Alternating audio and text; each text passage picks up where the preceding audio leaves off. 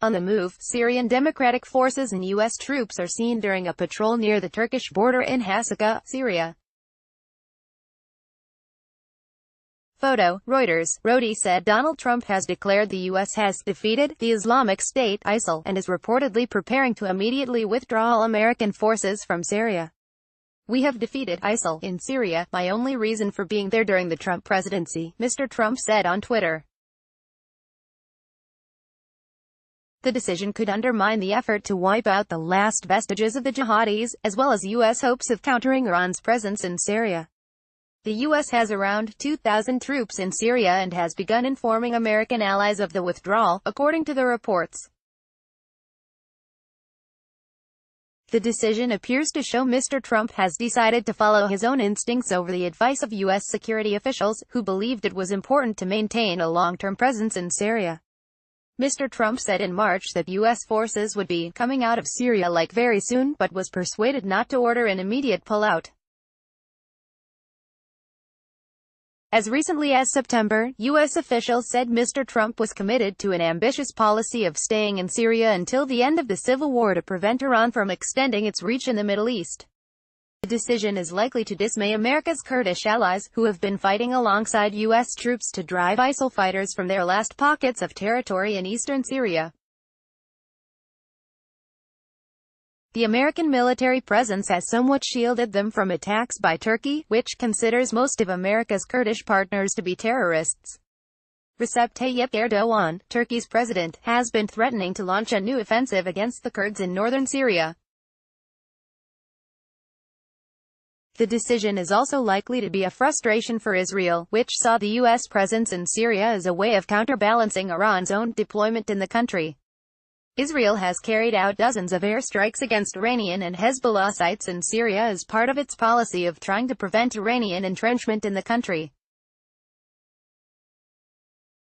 Separately yesterday, it was reported that Mr. Trump signed a letter of intent to begin negotiations over building a Trump Tower in Russia, a leaked document has revealed, despite the president's lawyer insisting no such signature existed.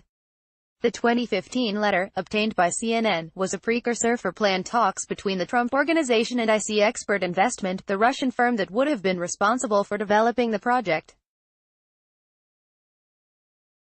On Sunday, Rudy Giuliani, Mr. Trump's lawyer and chief representative on TV, admitted the existence of the letter, but insisted no one signed it.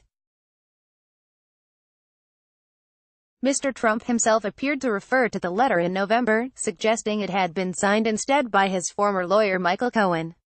"I don't even remember it," he said.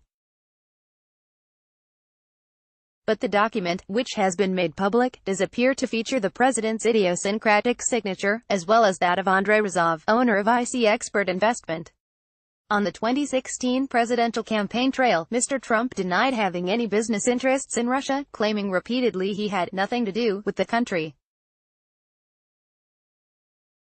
But the project, which was ultimately scrapped, would have handed the Trump Organization a $4 million €3.5 million fee, a cut of future sales, and control over marketing and design of what would have been condominiums, a hotel and commercial space in the heart of Moscow. It would also have given the Trumps the opportunity to name the hotel spa after Mr. Trump's daughter Ivanka. Mr. Cohen admitted last month he misled Congress when he claimed talks on the tower had ended months before his then-boss won the Republican Party's presidential candidacy in June 2016. Court documents filed by the special counsel investigating Trump team links to Russia show Mr. Cohen had discussed plans for the tower, as late as approximately June 2016, and had done so directly with the president multiple times. Last week, Mr. Giuliani suggested conversations between Mr. Trump and Mr. Cohen over the deal may have even gone on until November of that year, the month of the election. The publication of the letter vindicates Mr. Cohen, who told Congress in 2017 Mr. Trump had signed the document. Donald Trump Jr. also testified it had been signed by his father. The Moscow project is important because it was being pursued with Russian officials while Mr. Trump was forging ahead in the race to become president.